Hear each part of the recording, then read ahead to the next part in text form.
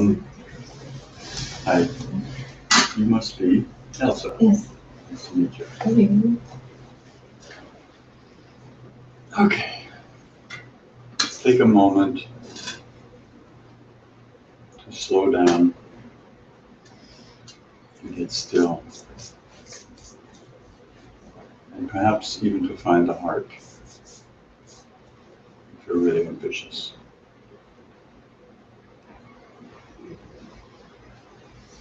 So bring your attention to your breath.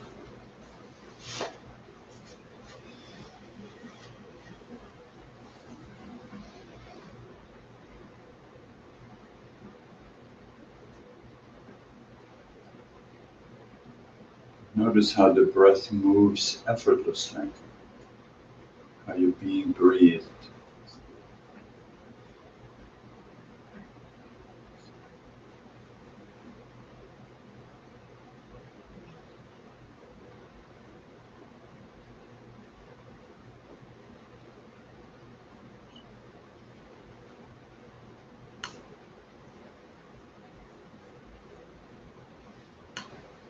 And then feel the weight of your body in the chair, couch you're on.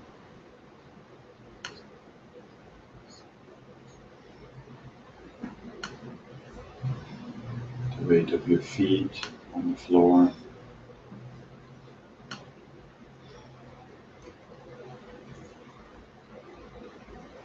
Position and the weight of your hands.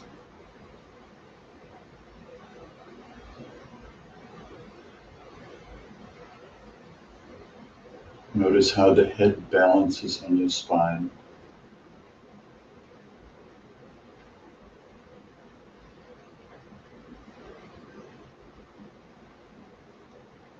And again, pay minute attention to each part of each breath, coming deeply into the here and now.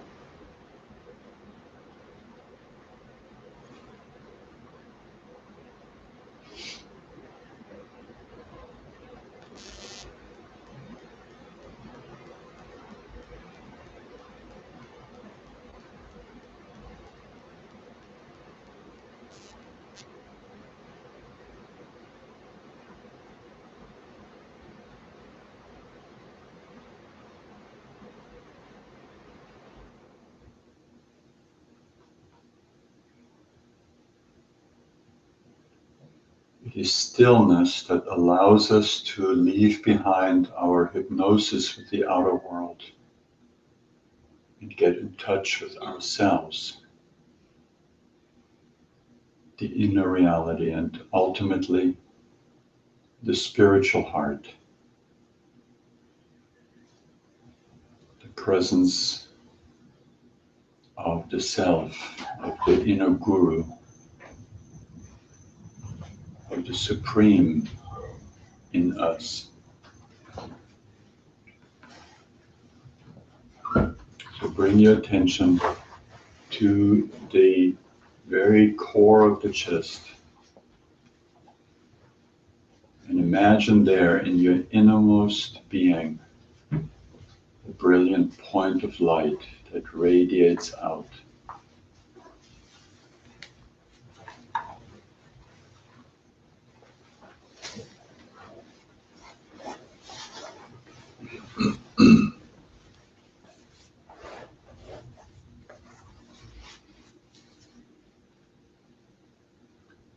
At first, you just imagine this point of light in the core of your being.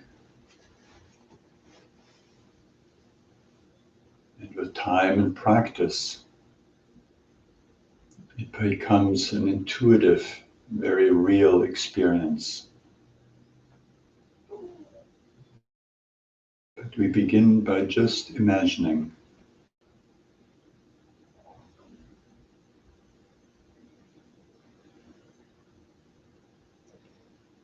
And notice how the mind interferes and takes you into thoughts. And just notice that and simply come back to that point of light in the core of your being.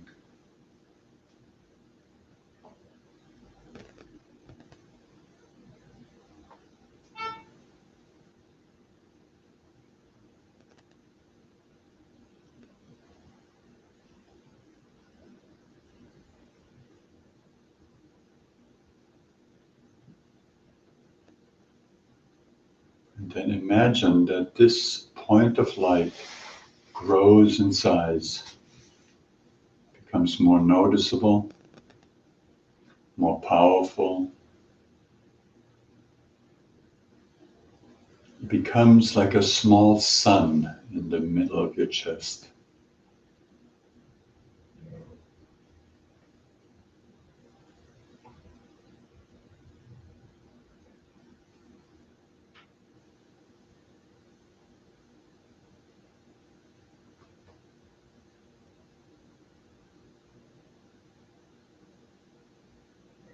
As you are experiencing the presence of this sun inside you, notice that it is the nature of a sun to effortlessly radiate its light and warmth into everything.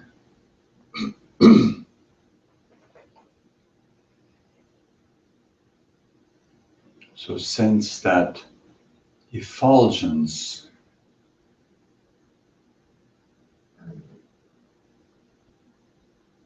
this radiating power and presence inside you.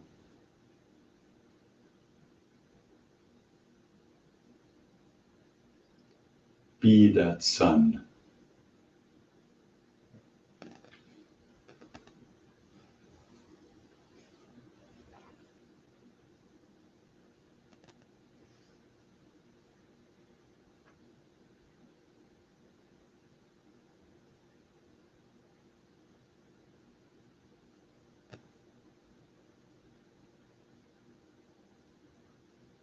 And again, if a thought carries you away, just notice and come back. Come back to that sense of radiance emanating from the sun in your heart.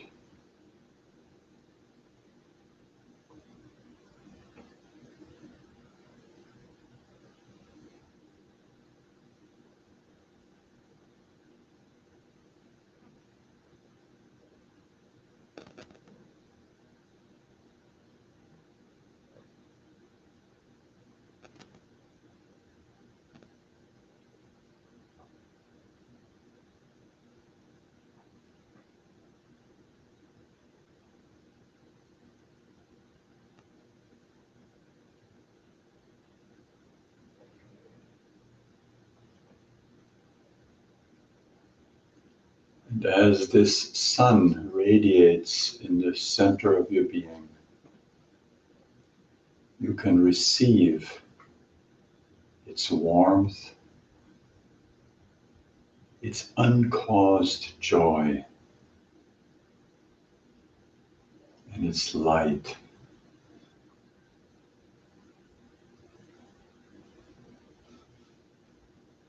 And all that translates into the presence of love in you.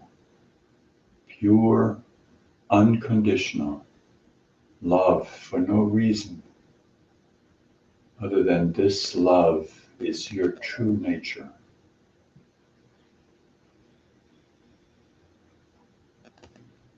So open yourself to receiving this experience. However it comes to you, this luminosity, this joy of the heart, let it touch you.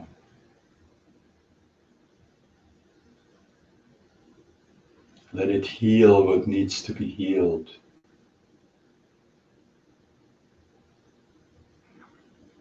Let it enrich you profoundly.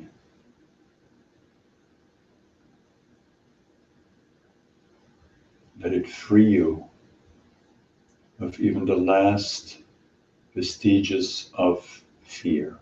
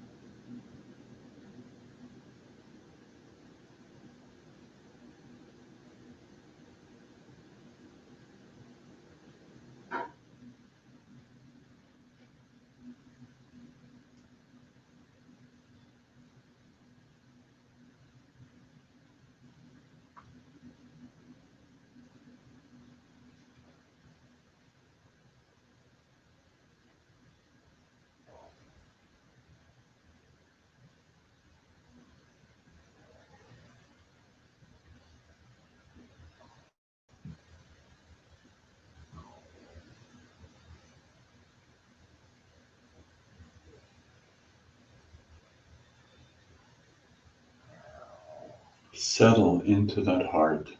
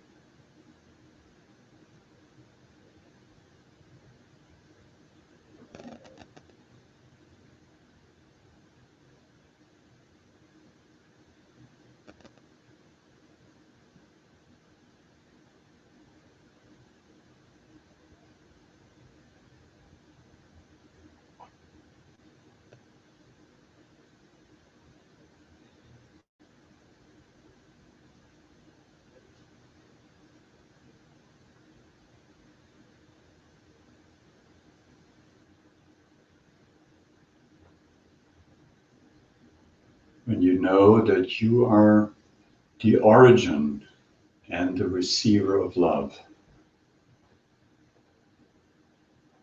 then all fear ends.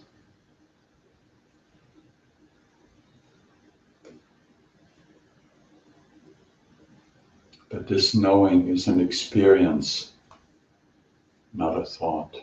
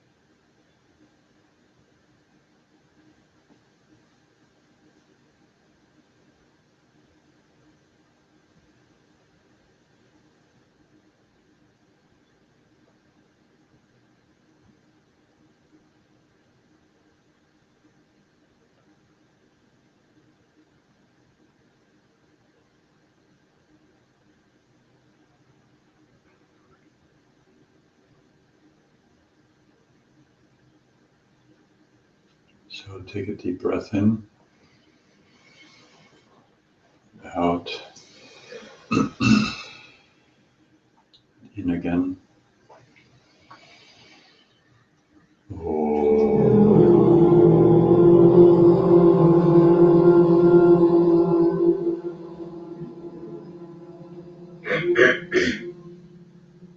Deep breath in.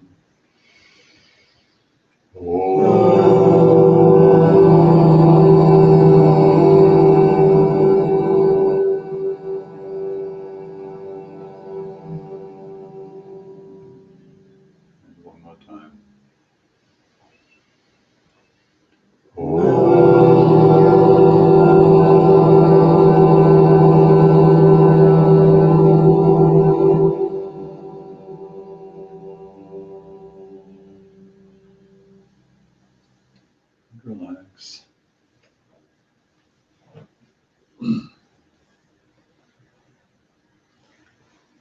So, who wants to know something today? May I excuse myself as we go home? I go outside and get Please, yeah. home. Mhm. Excuse me.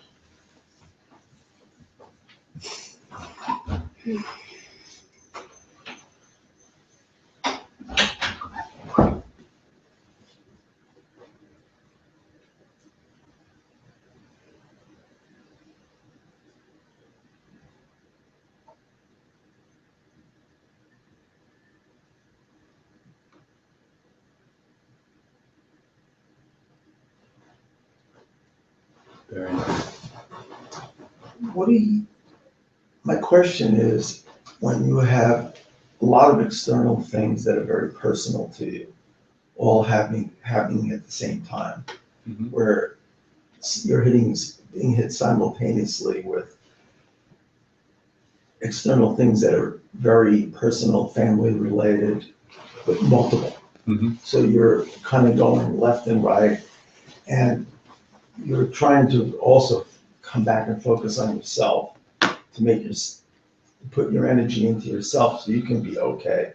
But it's relentless from left, right, center. Mhm. How do you kind of focus back in?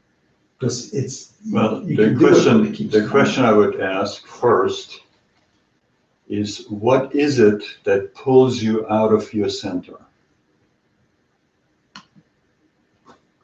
The answer to that is everything else is No, external stuff, yes. nothing external has that power. I know. You give it that power. How?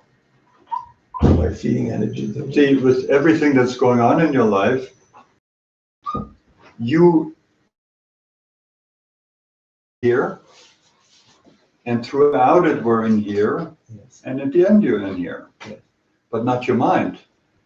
Your mind goes all over the place and gets very worried or offended or angry or sad or whatever it happens. You know, what causes that? Look for the cause of your disturbance. The cause is not the outer world. And of course, that's our mythology. We think, oh, people disturb us, situation disturb us. But, you know, we need to investigate. So what is it that pulls you out, that causes you to lose your still center, your heart?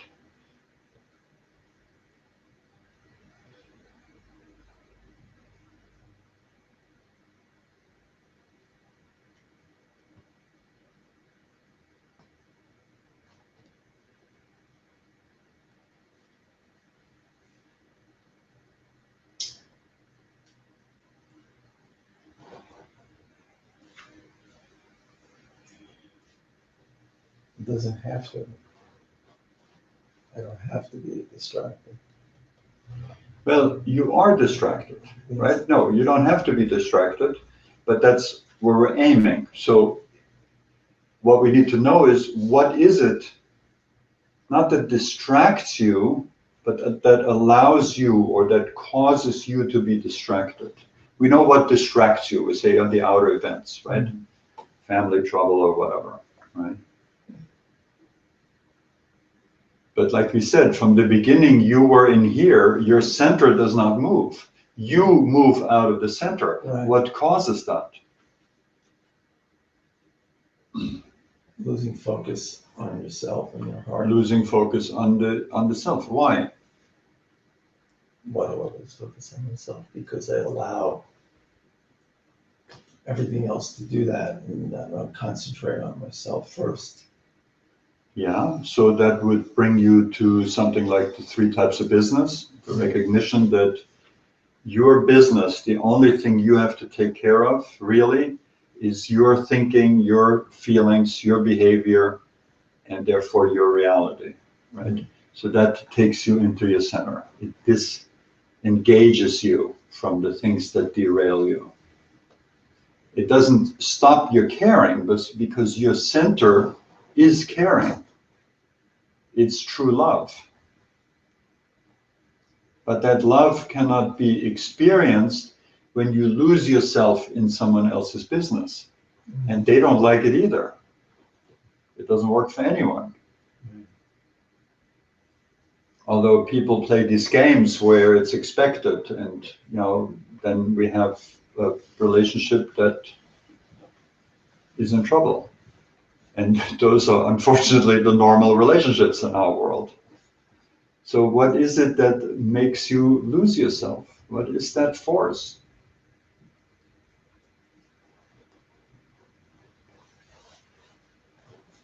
Now, everyone experiences the same thing. Does anyone else have an answer to this?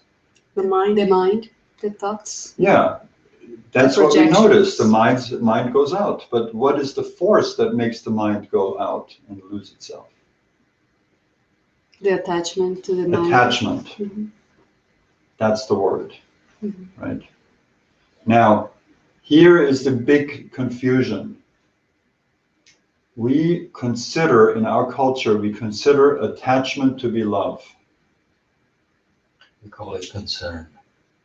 We call it all kinds of different things, compassion, concern, But attachment is not love.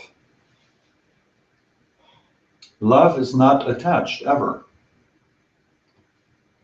Love is absolutely clear and unconditional. It's always there. Effortless. It's effortless. It's like that sun that just radiates. But what we do is we run away from that, or we don't even know, most of us don't even know it's there. And we have a moment of love with someone, and that can be very genuine. That love is pure, that moment, right? But then we attach to that person. And then that dance starts that we call love because there's a memory of that love and there's some good emotions there. But then those good emotions get mixed with bad emotions, with cravings, with control, with all kinds of different stuff. So it's the attachment. And now what happens with the mind when you're attaching to something, or let's say to attaching to a certain outcome? You want something from somebody. You want them to be a certain way that maybe they're not. What happens then? Yes. All hell breaks loose. Yeah. That's the clinical term. All hell breaks loose. And hell is one thought. It's like when you're in your center, and we're practicing this here, don't expect it of yourself, because no one can do it from the start, right? We're practicing this. When you're in your center, what is there to worry about? What is there to attach to? What need do you have when you're in that space of the heart? You are fulfillment itself. All the fulfillment you're trying to get from out there, where you can't find it, it's here. So when you're settled in the heart, nothing can disturb us. And then attachments makes us fall out from that place of peace into wanting. So into desires, and the flip side of desires is fears. Oh my God, I may not get what I need.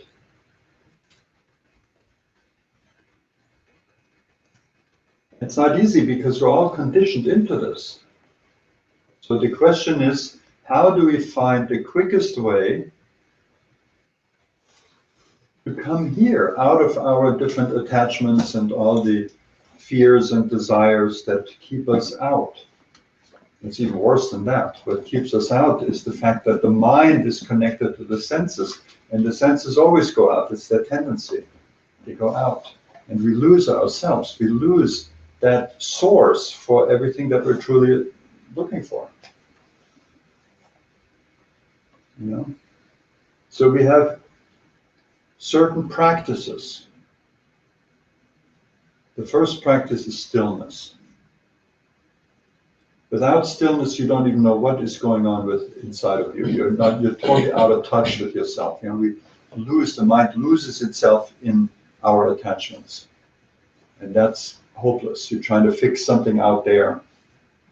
And out there could be in your body. That's out there. Some depression, just take a pill. And it's nothing wrong with pills. Don't get me wrong. I'm not saying anything against it. But it's not a final solution.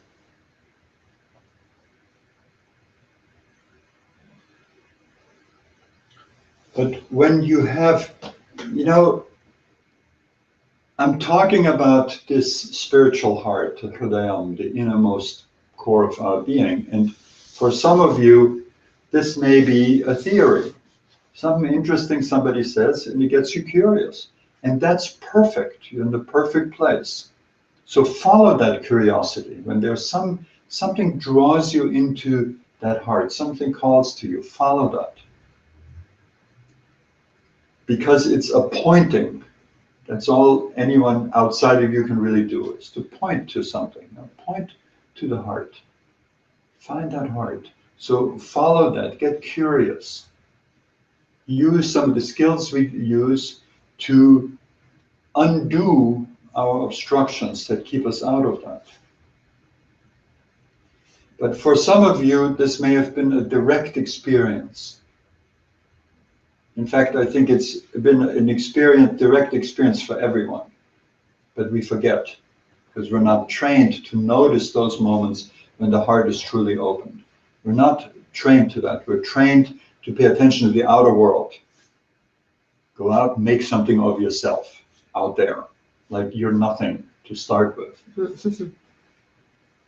And we lose the everything that we are in the nothing that we get lost in.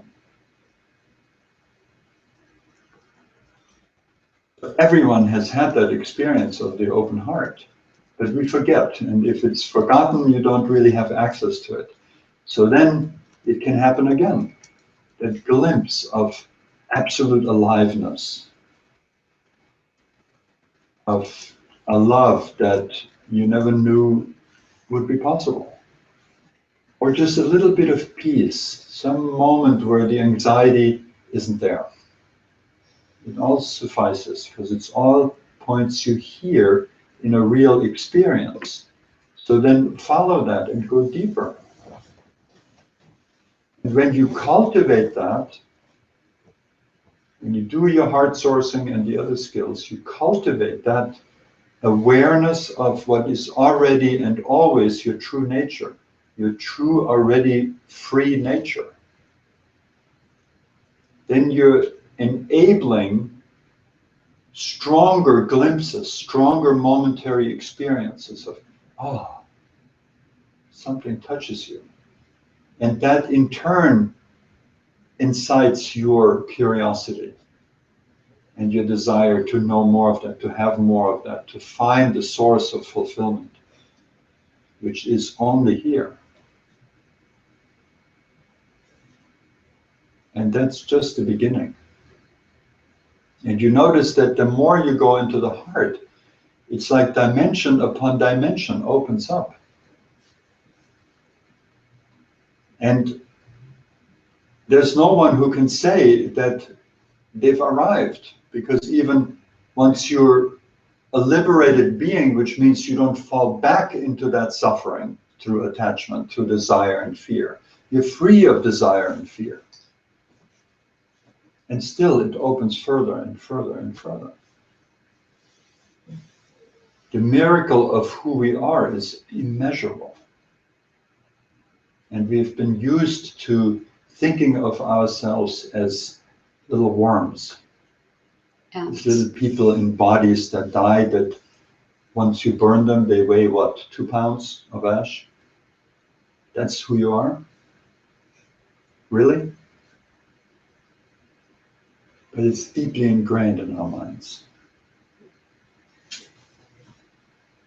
As I, nurture my heart and I try to live more from that space, I have a harder time with people that aren't in that space. So I'm wondering like how you cross that bridge, because my reaction to somebody who's really not in tune with their heart is very much more glaring now and uncomfortable for me.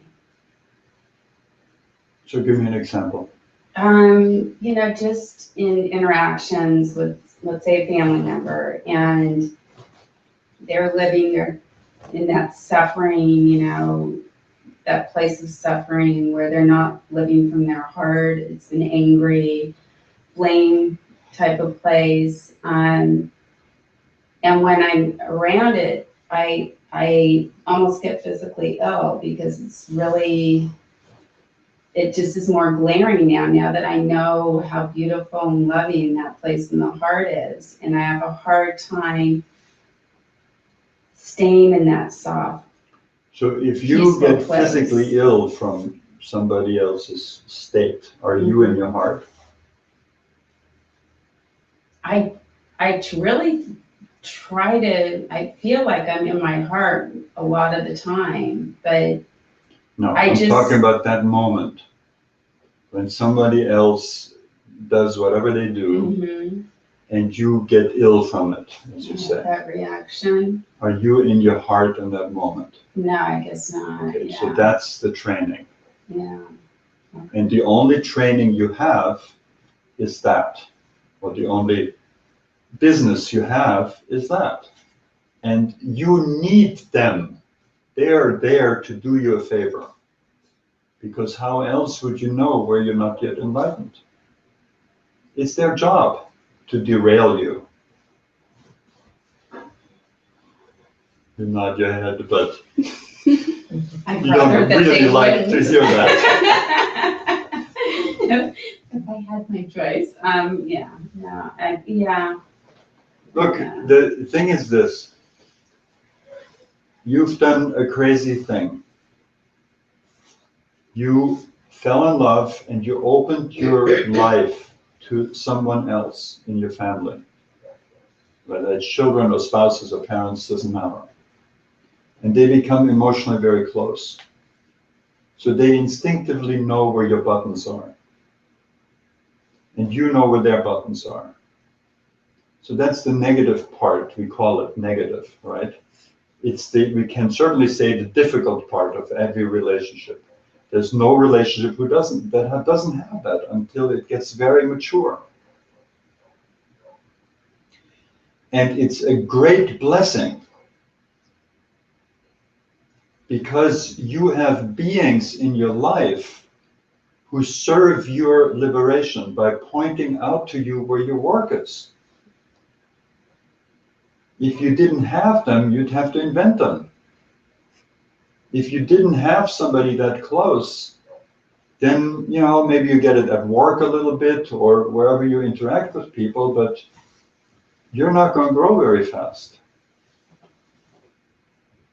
Because you're under the illusion that, everything's fine, I'm just this person who's in your heart, and what is the matter with all these lowly people who are not in their hearts yet? That's the trap. Yeah, it's like So I of want course- to go live in this little bubble, just Well, in that sweetheart, heart space. the bubble is there, and no one and nothing in the world can disturb it but you. When you're saying to me, they disturb you, that's not true. That's I would right. question that. Yeah. No, Only that's- you can do that to you. Only you can disturb yourself through your attachments. Right there, you want them to be different. Mhm. Good luck. So do When you- it's their job to be like that, and it's only for you, it's purely a blessing. They're like that because of love. Because without them, you couldn't become free. there's this thing though, do you hang because it's a family member and you have an obligation to be in that relationship, or if you're on really different paths and you keep butting heads along these The paths, question do you is, veer away? how badly do you want to be free? I want to be free, Okay. like more than number one. Then go to the place where the people are that serve you in that. Mm. And I hear that that's your family. Mhm. Now, when you are completely clear, when you no longer get derailed, this is if you want the fast road. If you want the slow road, just leave. Take your baggage with you, find someone else, and then 2 years later, you're going to be in the same dance, but you just lost 5, 10 years, whatever, right? If you want the fast route, stay with the people who push your buttons and work on your buttons. And when you are absolutely free of buttons, how do you know that? They can no longer derail you out of your heart. Then, on the fast road, you can say, darling, I love you with all of my heart, and I'm leaving. Isn't it wonderful? Because you're free.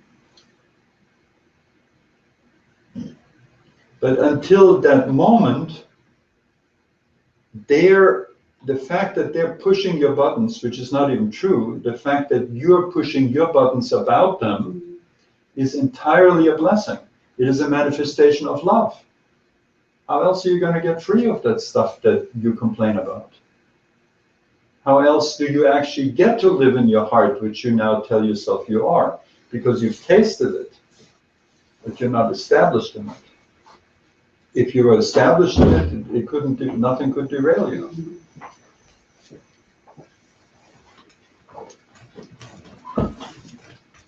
Here, Durga, just stay here. You can just sit here. Oh. Clear? So the question is, do you want the slow road or the fast road?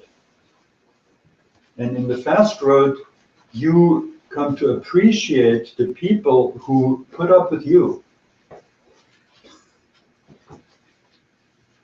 And you get to know what your business is, and you get to take care of your business. And you know what your business is. Your thoughts, your emotions, your behavior.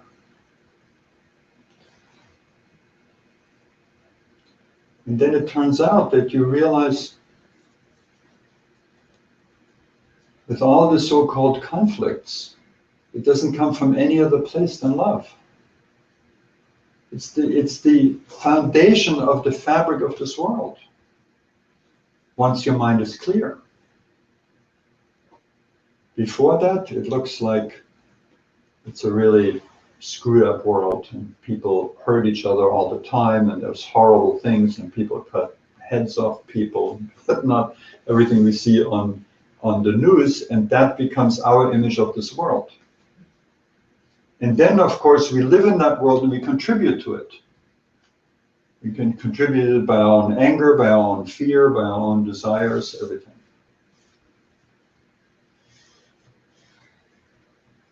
And the greatest thing you can do for this world is the greatest thing you can do for yourself. Become enlightened. And enlightened, a short formula for that is live in that heart. Ramana Maharshi said, enlightenment is to dissolve the mind, the thinking mind, into the heart.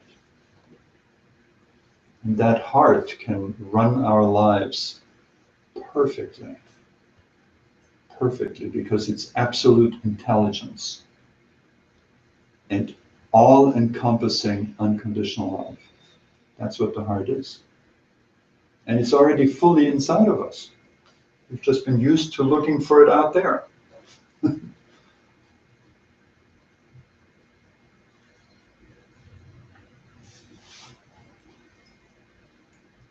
What practical ways are there to teach stillness and many of these other skills to children, and how young should you start?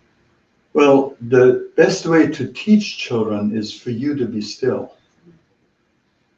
Especially children, adults too, but especially children have a radar. They can pick that up.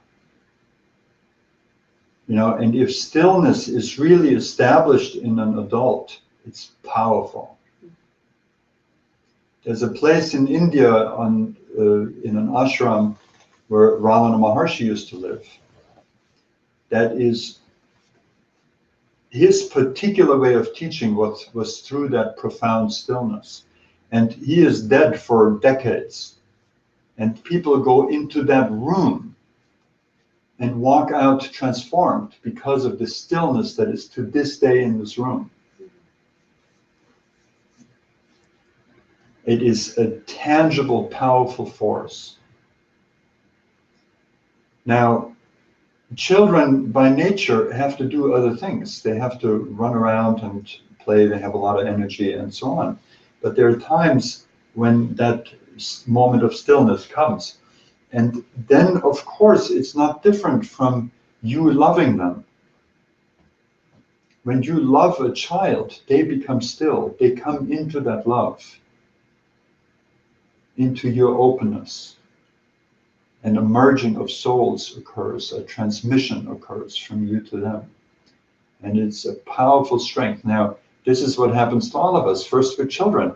And we cannot yet be conscious of that which is already our true nature. Because, in children, we can see it. Children are just, alive with that heart essence, right?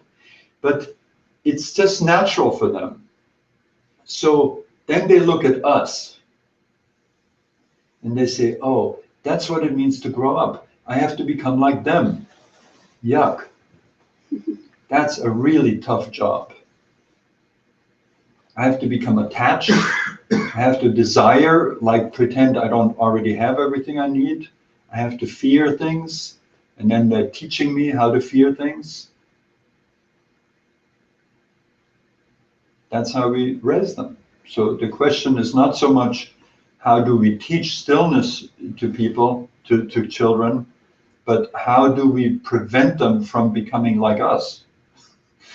And the best way is for you to become like them.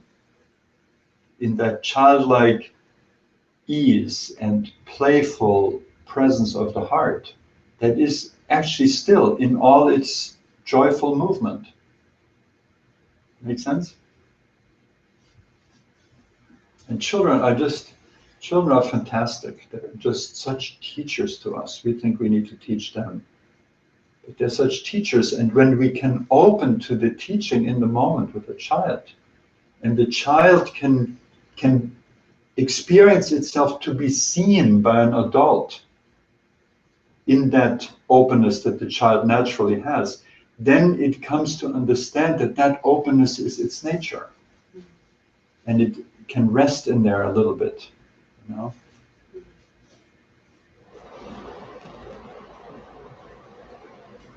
So tonight is Shivratri in India. So what this means is there is the great god Shiva, who is the ideal yogi, and all the yogis are sort of attuned into that. And this Ratri means night, so this is the night of Shiva tonight. It's the new moon at this time of year. So what people do in India, they stay up all night and they pray to Shiva. And it's said that this is an opportunity to gain a particular powerful blessing. So who is Shiva? You got all these mythological forms of the yogis sitting on top of Mount Kailash and so on. But then you have, in India, the genius of the Indian mind came up with a really simple form, and it's a lingam. It's like an oval-shaped rock. Nothing else to it. So how could God be pictured in this oval-shaped rock? What is that all about? It's the simplest form, right, of forms. Like maybe it could be a sphere or some little oblong, lingam-shaped oval rock. It's the simplest form, and it points to something. It points to that which is beyond form. And that's what Shiva is. Shiva is that consciousness, that supreme consciousness in which everything arises and is maintained and passes away. All form, the whole universe. Now that supreme consciousness, how do you experience that? What is that supreme consciousness in which everything is born, rises away, and dies? Awareness. Hmm? Awareness What awareness? of reality as it is. Whose awareness? My own. Exactly. So think about it for a moment. Where do you experience everything that you experience? The entire universe, your body, everything. In your consciousness, right? So that consciousness is part of that supreme consciousness in which everything arises. The whole countless numbers of universes. And that consciousness is your consciousness. And that consciousness is permeated by love. Because that is the relationship between that supreme consciousness and form itself. This is what we call the Father and the Mother God, the masculine, feminine face of God. And in the end, of course, they're one. There is no masculine and feminine on that level. So the feminine face of God, the Divine Mother, is all existence, all everything that from gross matter to the subtlest levels of thought. Everything is the Divine Feminine. And women are the most beautiful and most perfect manifestation of that, every woman in the microcosm. So even men's bodies and men's existence is part of that Divine Mother. So Shiva and Shakti, Shiva and Parvati always go together in Indian philosophy, or I should say this sublime psychology or science of existence.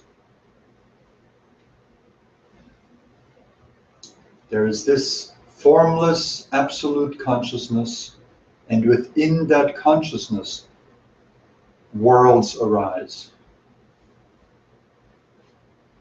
So tonight is the night where you can perhaps gain a particular blessing of that, of an understanding that your individual consciousness as the person you think you are, and that transcendent consciousness are not separate, they're one and the same. And that everything in this world, everything you experience, including me talking to you now, arises where? Inside of your consciousness. Your body arises where? Inside of your consciousness. So you are the master of this world that you inhabit. You alone exist. And when you begin to touch on that, you also touch on the fact that you are one with all of that. All of that is part of you. And that is the recognition of love. Love is not some little emotion. Love is much vaster than that, and much more profoundly blissful. And there's nothing that can possibly exist outside of that love. So everything, even the most difficult things, the most cruel things, arise within that love. But don't take my words for it. Let them make you curious. Let them tell you or tell yourself, well, he says that there's only love, so I know all of these, I've had all of these terrible experiences, how can they be love? Find out.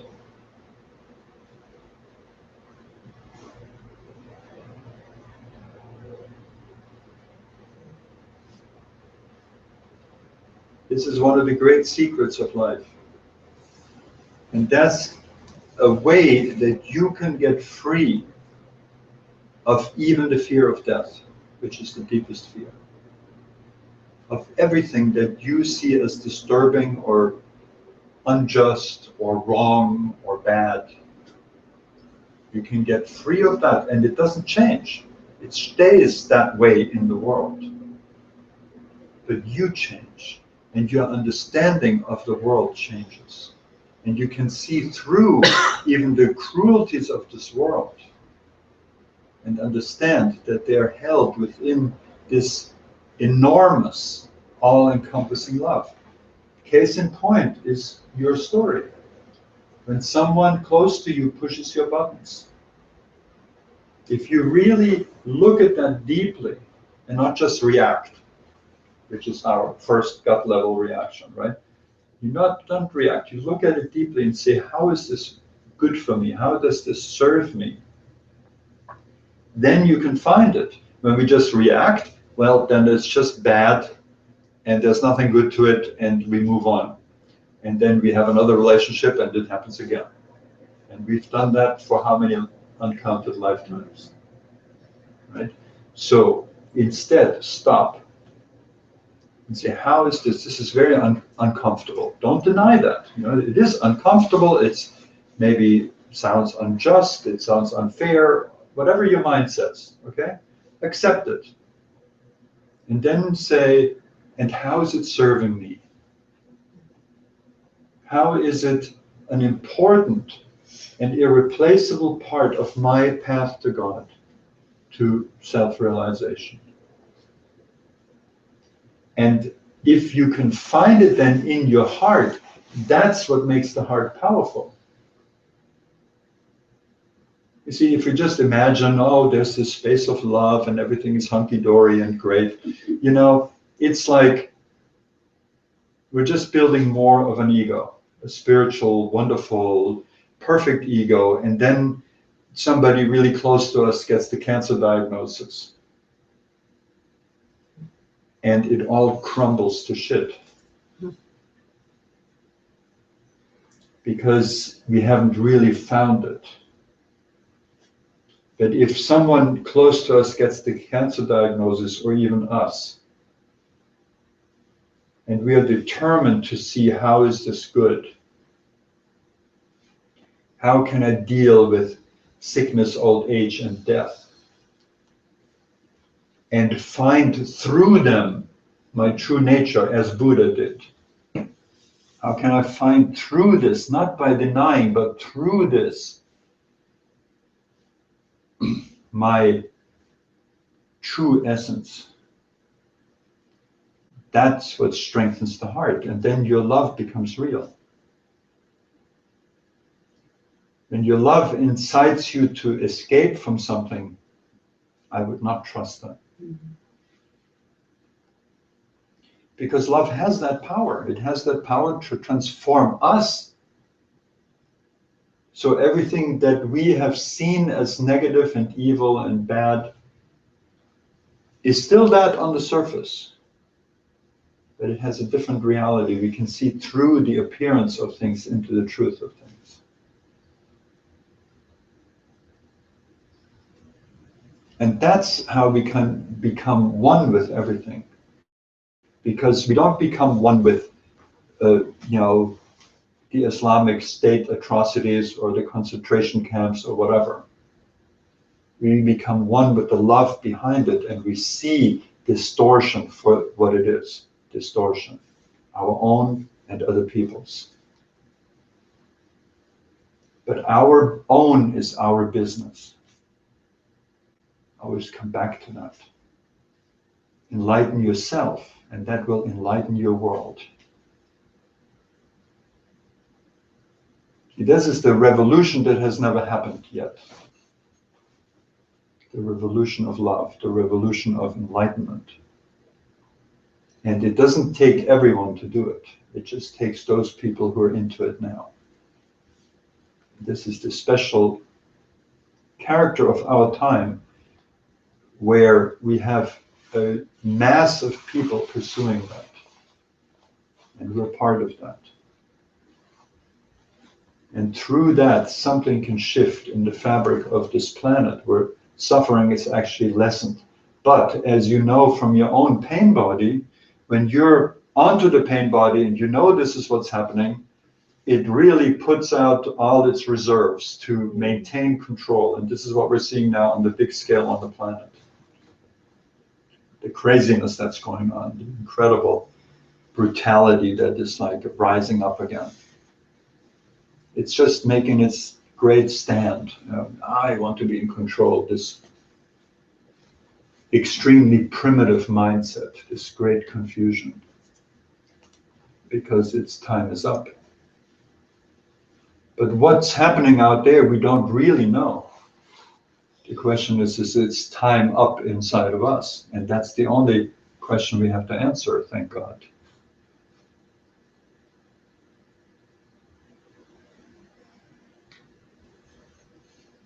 So enjoy your heart. Come back to it. It's there.